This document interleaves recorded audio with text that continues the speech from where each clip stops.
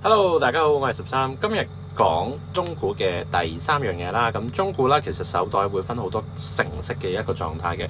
咁我哋所基本去評級嘅話咧，都係以日本嘅一個標準去評級嘅。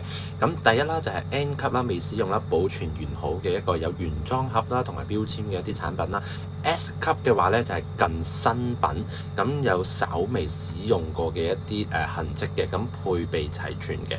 咁然後啦就 A 級啦，咁正常嘅使用痕跡啦，冇乜明顯嘅瑕疵。然後 B 級啦，咁就會有一啲磨損啦、污跡同埋一啲五金嘅氧化噶啦，甚至乎去到 C 級啦，咁係需要修復或者係清潔，價錢就會比較平啲嘅。咁呢個咧就係以日本嘅一個計算方式啦，同埋一個評級去處理嘅一啲手袋，咁亦都喺好多中古店都會有唔同評級嘅。